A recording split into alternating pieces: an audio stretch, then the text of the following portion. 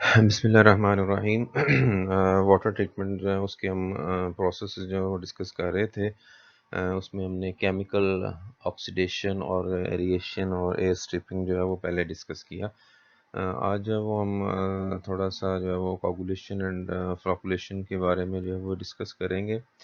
ये जो है हमारा जस्ट एक जैसे मैंने पहले भी आपको बताया था कि हमारे ये जो प्रोसेस हैं इंट्रोडक्टरी से हैं, हम इसमें जस्ट देखते हैं कि इस प्रोसेस में है क्या, और इन जनरल आप कह लें कि ओवरव्यू हम इसका करते हैं। इसकी डिटेल्स जो हैं वो जैसे जो है वो रिएक्शन कंडीशंस होती हैं या प्लांट डिज़ाइंस होते हैं या जैसे इस तरह की जो वो हम नहीं कर रहे हैं, हम जस्ट जो है वो इंट्रोडक्शन जो है वो करेंगे।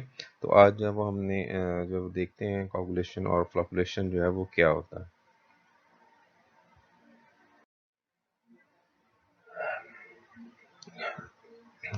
सबसे पहले जो हम देखेंगे कि हमारे पास जो कोगुलेशन और फ्लोकुलेशन प्रोसेस है ये हम करते क्यों हैं। हमारे पास जो ग्राउंड वाटर और सरफेस वाटर है, इन दोनों में हमारे पास जो है वो आप कह लें कि डिज़ोल्व्ड और सस्पेंडेड पार्टिकल्स होते हैं। डिज़ोल्व्ड साल्ट्स या आप कह लें डिज़ोल्व्ड साल्ट कौन से होंगे, जो इन द फॉर्म ऑफ आयंस जो है वो आप देखते हैं और आप उसको किसी भी फ़िल्टर के थ्रू जो है वो सेपरेट उसकी आप फ़िल्ट्रेशन नहीं कर सकते। फॉर एग्ज़ाम्पल हम एग्ज़ाम्पल फॉर एग्ज़ाम्पल हमारे पास sodium chloride in the form dissolved form में आएगा वाटर में।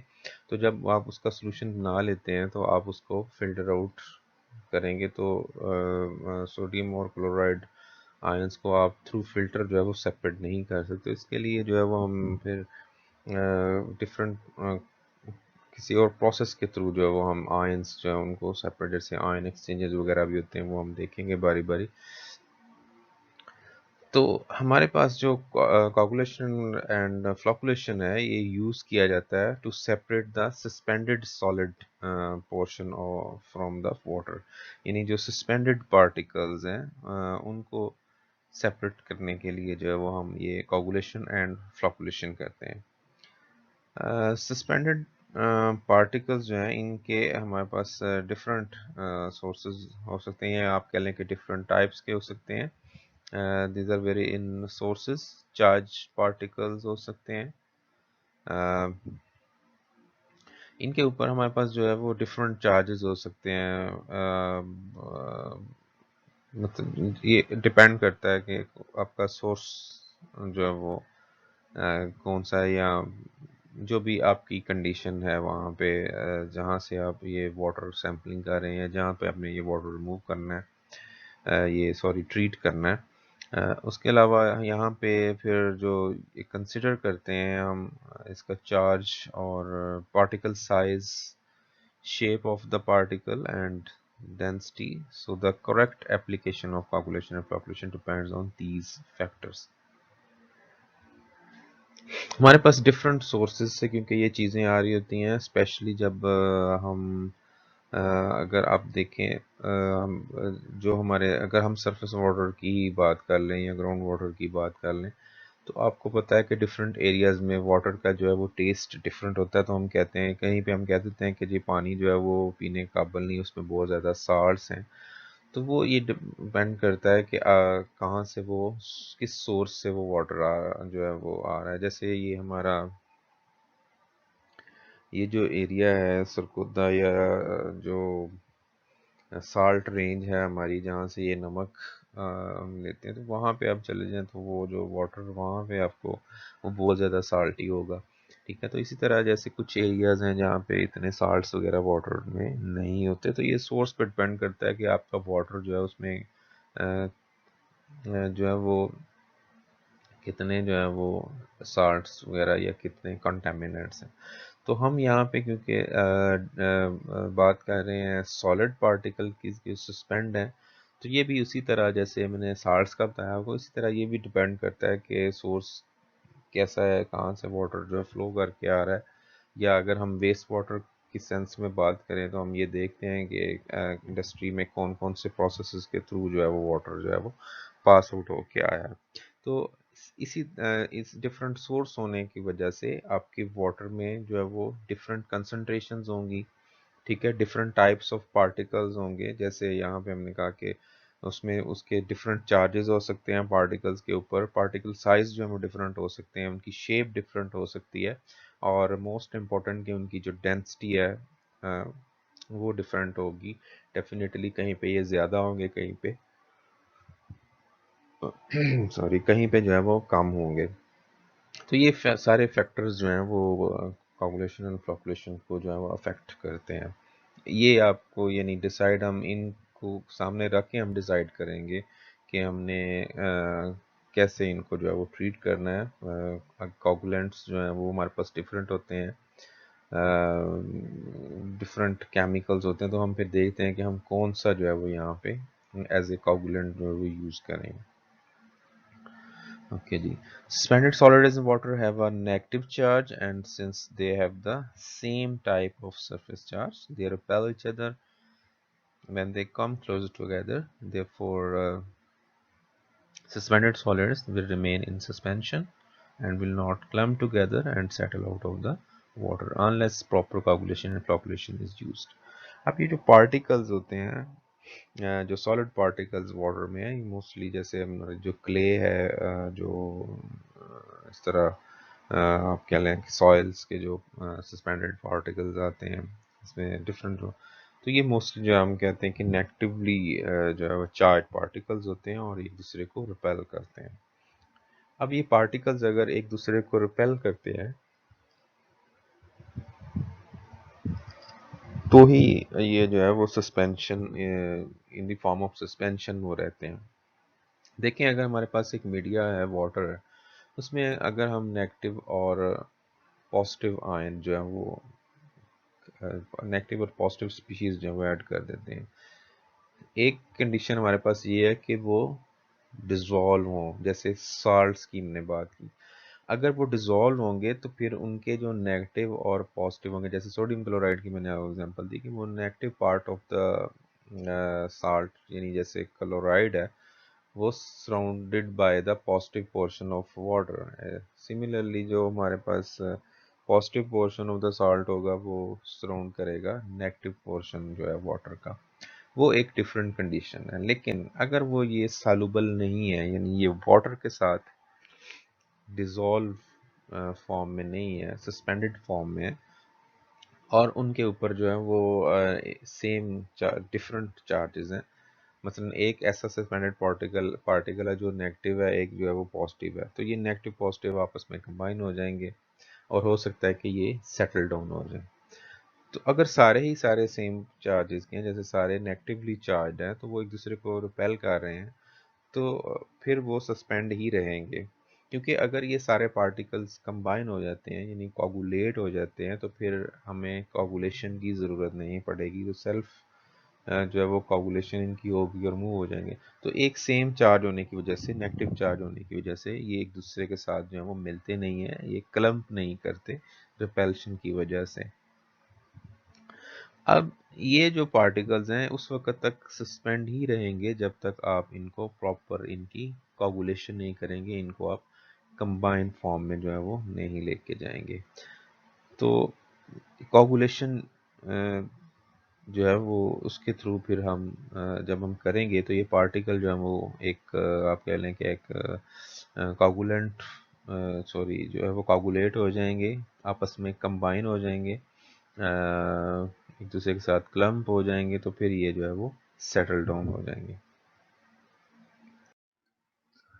ओके, कोगुलेशन जो है वो हमारे पास पहले हम देखते हैं कि क्या है। Coagulant chemicals with charges opposite those of suspended solids are added to water to neutralize the negative charges on non-settleable solids such as clay and color-producing organic substances. Coagulants जो हैं वो coagulation में क्या होता है कि हम coagulant chemicals जो हैं वो ऐड करते हैं, और वो chemicals जो हैं वो opposite charges के होते हैं, यानी हमारे पास अगर negatively charged non settleable solid particles हैं तो उनके लिए हम पॉजिटिवली चार्ज जो है वो कोगुलेंट्स जो है वो उनमें ऐड करेंगे। अब ये जो क्या करेंगे, ये उनको न्यूट्रलाइज करेंगे, जो अगर आप ऑलरेडी नेगेटिव है हम पॉजिटिव ऐड कर रहे हैं तो क्या होगा, न्यूट्रलाइज्ड होंगे। और once the charge is neutralised the small suspended particles are capable of sticking together. These slightly large particles are called microflocs and not visible to naked eye. Water surrounding the newly formed microflocs should be clear. अब हमारे पास क्या होता है कि जब हम coagulant add करते हैं तो वो सस्पेंडेड पार्टिकल्स जो हैं उनको फर्स्ट स्टेप में जस्ट वो न्यूट्रलाइज करता है। अब ये न्यूट्रलाइज होने का मतलब ये नहीं है कि वो सारे फ़ौरन से जो है वो कंबाइन होके एक लार्ज पार्टिकल की शेप में चले जाएंगे। न्यूट्रलाइज जब होंगे तो न्यूट्रलाइज होके ये माइक्रोफ्लॉक्स बनाएंगे। माइक्रोफ्लॉक्स यानी जो कंबाइन उसकी आप कह रहे हैं कि सेमी सॉलिड सी फॉर्म होगी, ये भी सॉल्युबल नहीं होंगे, लेकिन जो फ्लॉक्स हैं ये स्मॉल साइज़ के होंगे, माइक्रोफ्लॉक्स होंगे। इसको आप जो है वो इजीली अपनी आँख से जो है वो नहीं देख सकते, विजिबल नहीं होते due to this small size. अब जो वाटर है इसको हमने इन सेकेंड स्टेप में हमने क्या करना होता है, ये जो फ्लॉक्स बन गए हैं इनको हमने रिमूव भी करना होता है। So the high energy rapid mix to properly disperse coagulant and promote particles nucleation is needed to achieve good coagulation. Coagulation के लिए हमें हाई एनर्जी मिक्स चाहिए होता है। हाई एनर्जी रैपिड मिक्स का मतलब क्या होता है कि जब आपने कोगुलेंट ऐड किया है तो आप उसकी स्टीयरिंग करें और हाई एनर्जी के साथ स्टीयरिंग करें, क्योंकि आपने ये इंश्योर करना है कि जो आपने कोगुलेंट ऐड किया है वो अच्छी तरह मिक्स हो गया। ठीक है, वो अच्छी तरह अगर मिक्स होगा और जो वहाँ पे हमारे सस्पेंडेड पार्टिकल्स हैं उनके साथ उसका एक अच्छा कोलिजन होगा तो ही वो जो है वो अच्छी जो है वो हमारे पास कोगुलेशन जो है वो अचीव होगी। सेकंड जो हमारे पास इसमें स्टेप आता है ये फ्लॉकुलेशन होती है। Flocculation gentle mixing stage increases the particle size from sub microscopic microfloc to visible suspended particles. Flocculation में क्या होता है कि जो हमारे पास माइक्रोफ्लॉक्स बने थे कोगुलेशन प्रोसेस में उनको हम जेंटल मिक्सिंग के थ्रू जो है उनका हम जो है वो फिर स्लोली उनको जो है मिक्स करते हैं ताकि वो पार्टिकल्स जो हैं वो आपस में कंबाइन होके मज़ीद जो है लार्ज पार्टिकल साइज में जो है वो कन्वर्ट हो जाए, यानी जो माइक्रोफ्लॉक्स थे वो विजिबल सस्पेंडेड पार्टिकल्स में आ जाए। माइक्रोफ्लॉक particles collide causing them to bound to produce large visible flocks called pin flocks। ये जो हमारे पास माइक्रोफ्लॉक्स आपस में कोलाइड करने के बाद जो वो लार्ज विजिबल फ्लॉक्स में जो कन्वर्ट होते हैं उनको हम पिन फ्लॉक्स कहते हैं। और फ्लॉक साइज जो होता है it continues to build with additional collision and interaction with added inorganic और ऑर्गेनिक पॉलीमर्स। फ्लॉक साइज जो है ये कैसे इंक्रीज करता है, एक तो ये है कि इनका एडिशन कोलिजन है। कोगुलेशन में हमने हाई स्पीड के साथ उसको जो है वो मिक्स किया ताकि कोगुलेंट अच्छी तरह मिक्स हो और सस्पेंडेड पार्टिकल के साथ उसका कोलिजन हो। अब हमने जो माइक्रोफ्लॉक्स बने उनको इकट्ठा करना है तो अब हमें जो है वो हाई एनर्जी मिक्सिंग की ज़रूरत नहीं होती, ये जेंटल मिक्सिंग हम करते हैं। इसमें ये होता है कि वो आपस में कोलाइड करें और बड़े जो है वो पिन फ्लॉक्स में जो है वो कन्वर्ट हो। अब फ्लॉक साइज जो है ये इंक्रीज एक तो जस्ट आप कह लें कि एडिशनल जो उनमें कोलिजन्स होते हैं उनके साथ इंक्रीज कर जाता है। सेकेंडली हम इसमें कुछ जो है वो ऐड भी कर देते हैं, इनऑर्गेनिक या ऑर्गेनिक पॉलीमर्स ऐड कर देते हैं जो मज़ीद जो है वो उन माइक्रोफ्लॉक्स को जो है वो पिन फ्लॉक्स में या लार्ज साइज फ्लॉक्स में जो है वो कन्वर्ट करता है। Once flock has reached its optimum size and strength, water is ready for the sedimentation। ये तो coagulation और flocculation है। इसके बाद जो नेक्स्ट प्रोसेस होता है वो सेडिमेंटेशन होती है जिसमें हमने पार्टिकल्स को सेपरेट करना होता है, वाटर को फिल्टर करना होता है, वो डिफरेंट है हमारे पास। कि ये भी हो सकता है कि वो अगर सेटल डाउन हो गए हैं तो आप उनको जो है ऊपर से जो है वो ऐसे ही जो है वो सेपरेट हो जाएंगे, या थ्रू फिल्ट्रेशन जो है वो हम इनको सेपरेट करें। वो सेडिमेंटेशन और फिल्ट्रेशन जो है वो इसके बाद आती है, और वो उसको हम यहाँ पे डिस्कस नहीं करेंगे कि हम कैसे करते हैं। हमारा फोकस जो है वो कोगुलेशन और फ्लोकुलेशन पे ही रहेगा। ओके, कांटेक्ट टाइम जो है, ये कांटेक्ट टाइम फॉर द फ्लकुलेशन जो है ये 15 टू 20 मिनट्स है। यहाँ से ये मिनिमम हमारे पास है, और मैक्सिमम जो है ये आवर या इससे ज़्यादा भी हो सकता है। इसमें हमारे पास जो इम्पोर्टेंट अटेंशन की ज़रूरत होती है इसमें फ्लकुलेशन में, वो होती है मिक्सिंग वेलोसिटी। ठीक है, mixing velocity and the mix amount of mixing energy कह लें। मिक्सिंग वेलोसिटी अगर आप ज़्यादा करते हैं, ठीक है, ये जैसे पहले हमने कहा कि ये जेंटल इसमें हमने उसकी जो है वो मिक्सिंग करनी होती है। मिक्सिंग वेलोसिटी अगर ज़्यादा कर देते हैं तो आप कह लें कि ये हमारे पास जो स्टीयरिंग है, अगर स्टीयरिंग स्पीड आप ज़्यादा करते हैं तो हो सकता है कि जो पार्टिकल्स ऑलरेडी बने हुए हैं वो दोबारा से ब्रेक होके स्मॉल पार्टिकल्स में कन्वर्ट हो जाए। इसलिए यहाँ पे हमने ये इसकी जो वो केयरफुली हमने ये देखना होता है कि इसकी वेलोसिटी जो है वो किस तरह आपने सेट करनी है। ये डिपेंड करेगा आपके मटेरियल पे, और जो भी आपने कोगुलेंट्स जो है वो ऐड किए हैं किस तरह के उसमें जो है वो जो है वो बने हुए हैं कोगुलेंट्स। तो वेलोसिटी जो है वो इम्पोर्टेंट फैक्टर इसमें आ जाता है कि आपने जब उसको मिक्स करना है तो वो हाई स्पीड के साथ हम उसको मिक्स नहीं करेंगे। To prevent floc from tearing apart or shearing, the mixing velocity and energy are usually tapered off as the size of flock increases। यानी हम जैसे जैसे फ्लॉक का साइज इंक्रीज करता है, टेपर्ड ऑफ हम करते हैं मिक्सिंग एनर्जी को या उसकी वेलोसिटी। टेपर्ड ऑफ मीनिंग हम उसकी एनर्जी को वैसे वैसे रिड्यूस करते रहते हैं। हम देखें जब हमने स्टार्ट किया, स्टार्ट में क्या थे हमारे पास माइक्रोफ्लॉक्स थे। जब हमने मिक्सिंग स्टार्ट की तो माइक्रोफ्लॉक्स कंबाइन होंगे और उनका साइज जो है इंक्रीज होगा। तो यहाँ पे हम हो थोड़ी ज़्यादा स्पीड कर सकते हैं कंपैरेटिवली, लेकिन जैसे जैसे उसका साइज इंक्रीज होता जाएगा आपके उसका फ्लॉक का, वैसे वैसे आपको जो है वो थोड़ी मिक्सिंग स्पीड जो है या वेलोसिटी जो है उसको डिक्रीज करना पड़ेगा। उसको हम जो है वो डिक्रीज इसलिए करेंगे ताकि जो साइज बढ़ रहा है वो ब्रेक होके स्मॉल पार्टिकल साइज में दोबारा जो है वो कन्वर्ट ना हो। क्योंकि जो हम कॉपुलेशन और फ्लॉकुलेशन कर रहे हैं इसमें अगर हम एक मरतबा जो साइज इंक्रीज करते हैं, वो हमारा जो है वो हमने सेलेक्ट किया हुआ का हमने ये कोगुलेंट ऐड करना है, ठीक है जी। वो हमने देखा कि हमारे इस तरह के जो है वो पार्टिकल्स हैं फॉर नेगेटिव हैं, हमने उसके ऊपर पॉजिटिव जो है कोगुलेंट ऐड कर दिया।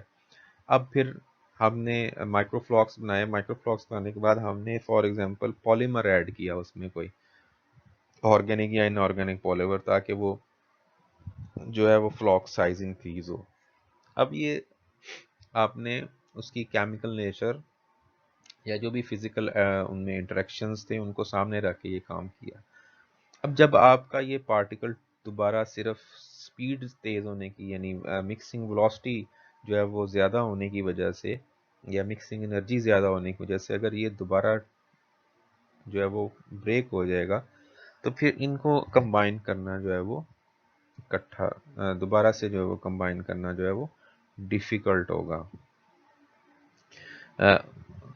क्योंकि आपने जो कंडीशंस पहले अप्लाई की हुई थी वो सारी आपने देख ली हैं। तो अगर आपने उन कंडीशंस के ऊपर एक लार्ज साइज फ्लॉक बना लिया है और उसको आप थ्रू एनर्जी यानी थ्रू मिक्सिंग एनर्जी आप उसको ब्रेक कर देंगे, तो वो फिर जो है वो इतनी आसानी से कंबाइन दोबारा नहीं होंगे। तो इसलिए कोशिश हम करते हैं कि हम उसको एडजस्ट इस तरह करें कि जैसे जैसे उसका साइज इंक्रीज होता है वो उसकी एनर्जी को हम इस तरह सेट करें कि वो दोबारा जो है वो ब्रेक ना हो। हाँ, ये हमारे पास एक उसका एक सिंपल सा इमेज बना हुआ है कि ये हमारे पास इम्प्योरिटीज़ हैं, इसमें हम कोगुलेंट जो है वो ऐड करेंगे। ये इम्प्योरिटीज़ आपको ब्लू कलर में जो नज़र आ रही हैं और ये येलो कलर में हमने इसमें कोगुलेंट ऐड किया। कोगुलेंट ने क्या करना होता है, इन इम्प्योरिटीज़ को अपने साथ बाइंड करना होता है, ठीक है। और ये जो इम्प्योरिटीज़ थी ये इस तरह इनके साइज थे और कोगुलेंट जो था उसने क्या किया कि इनको आपस में कंबाइन कर दिया। फॉर एग्जांपल देखें, जैसे हमने बात की थी माइक्रोफ्लॉक्स की, ये देखें एक छोटा साइज का है, ठीक है। तो ये कोगुलेशन है, इसमें हम में ऐड करने के बाद यहाँ पे हमने इसको अच्छी तरह मिक्स करना है। उसके बाद ये सेकंड स्टेप जो इसमें ये फ्लॉकुलेशन करनी होती है और फ्लॉकुलेशन में फिर ये देखें कि वो स्मॉल जो है वो फिर कंबाइन हो के जो है इस तरह बड़े साइज में जाएंगे और एक ऑप्टिमम लेवल तक जब वो पहुंच जाएंगे साइज तक तो ये सेटल डाउन यानी सेपरेट आउट हो जाएंगे। और या फिर जो भी हमने फिल्ट्रेशन प्रोसेस किया हुआ है या सेडिमेंटेशन की हुई है, जो भी हमने आगे करना है उसमें जो है वो फिर ये सेपरेट आउट हो जाएंगे। ओके, इसमें जो नेक्स्ट हमारे पास होता है ये कोगुलेंट सिलेक्शन होती है कि हमने किस तरह इसकी सिलेक्शन जो है वो कैसे करनी है।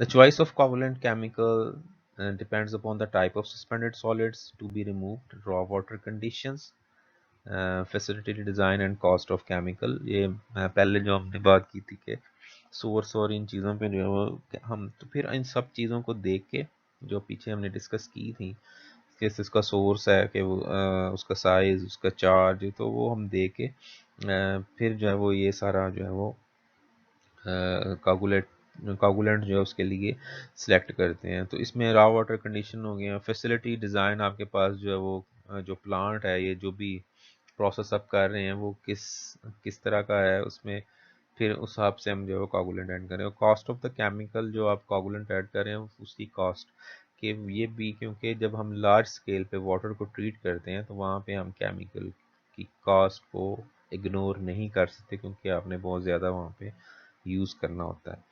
Okay, final selection of coagulant should be made with jar testing and plant scale evaluation।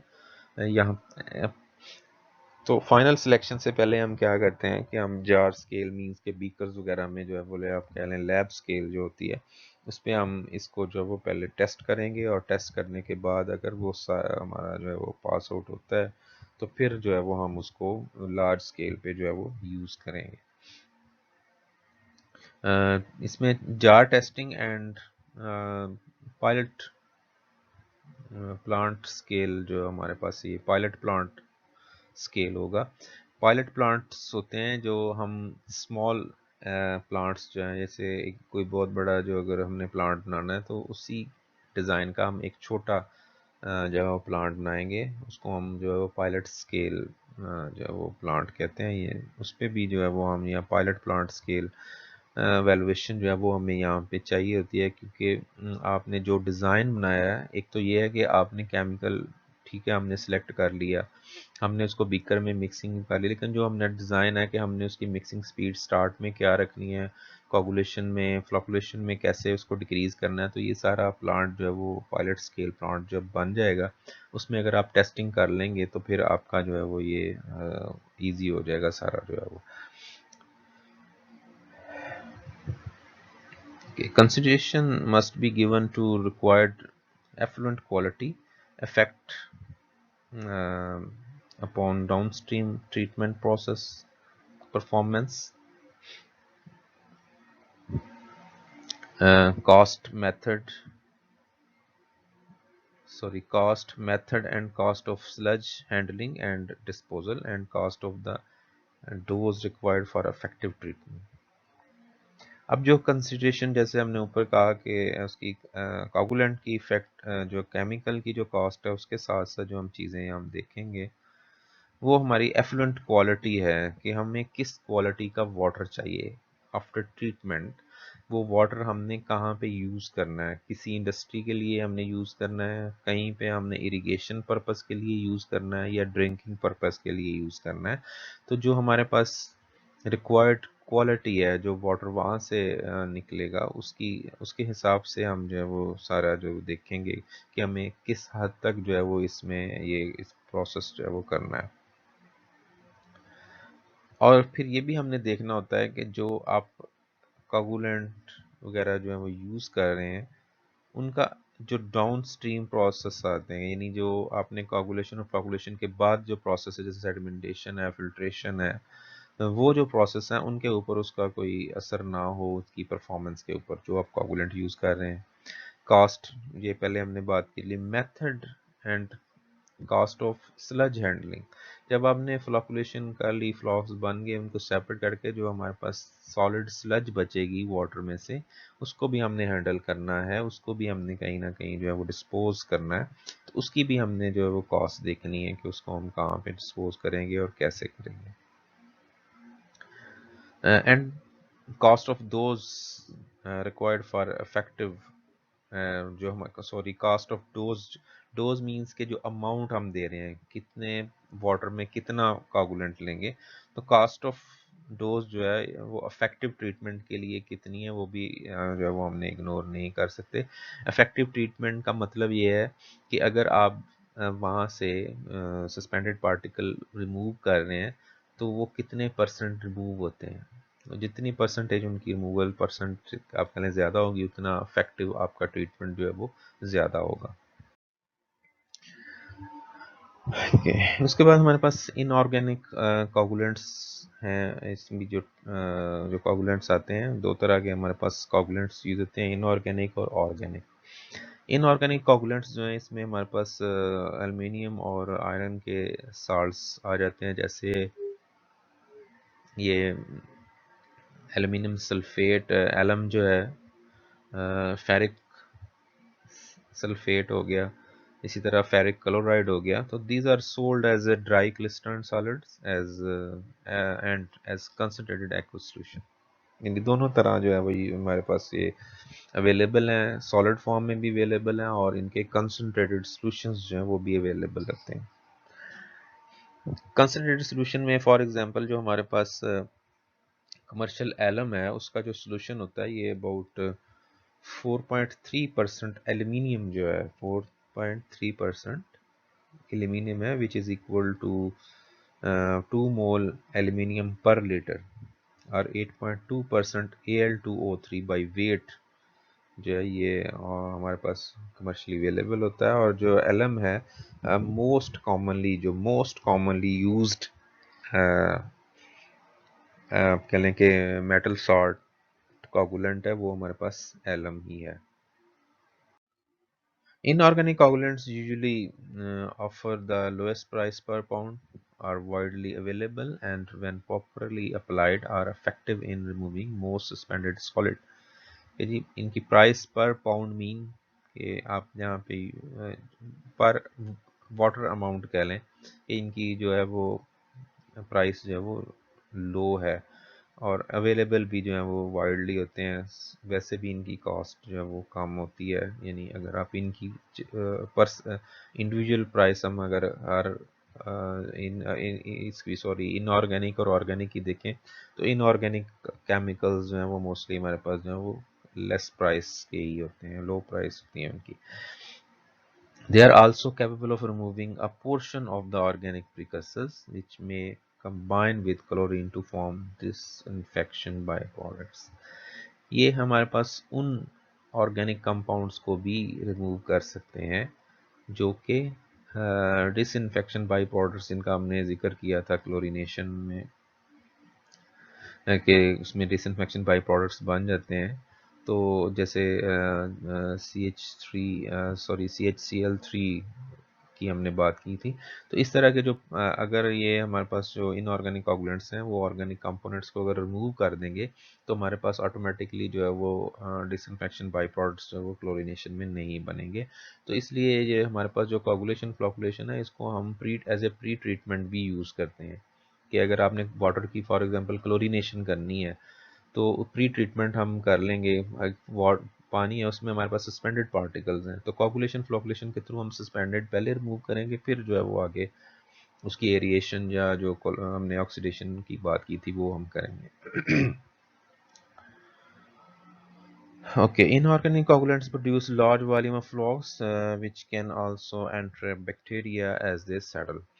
अब इसमें ये भी है कि जब ये लार्ज फ्लॉक्स बन जाएंगे तो जब फ्लॉक्स सेटल डाउन होंगे तो वो बैक्टीरिया को भी रिमूव कर सकते हैं, यानी वो एंट्रैप कर लेते हैं। वैसे आप केमिकली नहीं हम कहते कि उसको वो रप्चर करेंगे या डेड करेंगे, जस्ट उनको जो है वो एंट्रैप कर लेंगे उसके अंदर। अपना जो है वो जो भी फ्लॉक बनेगा उसके अंदर वो बैक्टीरिया जब एंट्रैप हो जाएंगे और फ्लॉक सेटल डाउन हो जाएगा तो बैक्टीरिया भी वहाँ से रिमूव हो जाएंगे। इनऑर्गेनिक कोगुलेंट्स जो में प्रॉब्लम है वो ये है कि दे में alter the pH of water since they consume alkalinity.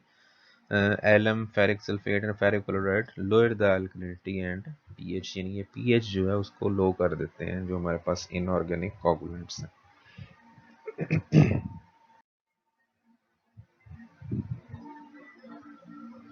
Second type जो हमारे पास है वो पॉलीमर्स हम यूज़ करते हैं। इसमें ये ऑर्गेनिक पॉलीमर्स की हम यहाँ पे बात करेंगे। ये ऑर्गेनिक कोगुलेंट्स भी हम इनको कहते हैं। Long chain high molecular organic chemicals are becoming more widely use. This can be used as coagulant aids along with the regular inorganic coagulants। ये वो बात है कि जब हमने कोगुलेंट ऐड किया, फॉर एग्जांपल इनऑर्गेनिक ऐड कर दिया, तो वो माइक्रोफ्लॉक्स बन गए। अब वो माइक्रोफ्लॉक्स हो सकता है कि जस्ट आप फ्लकुलेशन प्रोसेस में उसकी स्पीड अगर कम करें तो वो कंबाइन होके जो है वो लार्ज में कन्वर्ट हो जाए, लेकिन हो सकता है वो लार्ज में ना कन्वर्ट हो। तो उसके लिए फिर हम, जैसे मैंने पहले आपको बताया कि हम वहाँ पे पॉलीमर्स ऐड करेंगे, तो ये फिर एज ए कोगुलेंट एड्स जो है वो उसको स्पोर्ट, एज ए स्पोर्टिंग कह लें कि वो उस कोगुलेशन में जो है वो सपोर्ट करते हैं उनको, जो रेगुलर हमारे पास inorganic coagulant.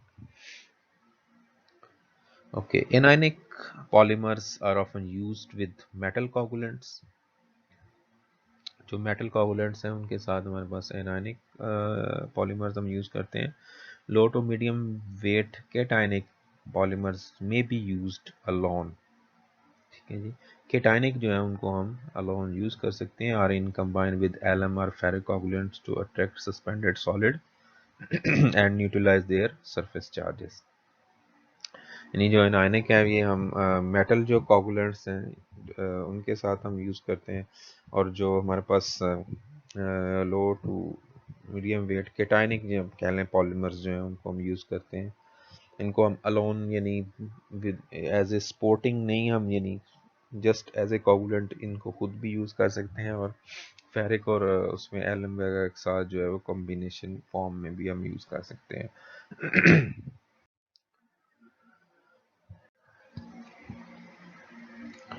Polymers are effective over a wide pH range than inorganic coagulants. They can be applied at lower dose and not do not consume alkalinity। ये जो है जैसे हमने इनऑर्गेनिक में कहा कि वो पीएच लो करते हैं, ये पीएच को लो नहीं करते, तो आप किसी भी रेंज में जो है वो इसको पीएच रेंज में हम ज़्यादा जो है हम पीएच रेंज में इनको हम यूज़ कर सकते हैं as compare to inorganic coagulants. They produce smaller volumes of more concentrated rapidly settling flock। ठीक है जी, इनमें फिर ये फ्लॉकुलेशन जो है वो भी आप कह लें कि रैपिड होगी। ठीक है, ठीक है। मोर कंसंट्रेशन का मतलब ये है कि कोगुलेशन प्रोसेस जो है वो ज़्यादा कह लें कि जो हम कहते थे कि माइक्रोफ्लॉक्स जो है वो फिर टाइम लेते हैं, तो ये कम टाइम में जो है वो लार्ज जो फ्लॉक साइज है उसमें कन्वर्ट हो जाएंगे। Flock formed from the use of properly selected polymer will be more resistant to shear। अगर आप, जैसे हमने वहाँ पे कहा था कि आप स्पीड तेज़ करें तो वो ब्रेक भी हो सकता है जो लार्ज फ्लॉक है। तो अगर आप ऑलरेडी पॉलीमर यूज़ कर रहे हैं तो वो फ्लॉक साइज जो है वो उसको जो है वो ब्रेक करना, बड़े को अब स्मॉल साइज में जो है ब्रेक इतनी आसानी से वो नहीं होगा। shear resistant होंगे। क्या जी, और अगर ये shear resistant हैं तो they are resulting in less carryover and a cleaner effluent. Polymer are generally several times more expensive in price per pound than inorganic coagulants.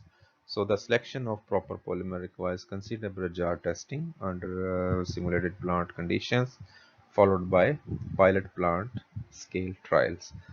ये इनकी कॉस्ट जो है वो ज़्यादा होती है, इसलिए हमें फिर जो है वो ज़्यादा ज़रूरी होता है कि हम इनकी टेस्टिंग जो है वो जार टेस्टिंग और पायलट स्केल प्लांट टेस्टिंग जो है वो करें।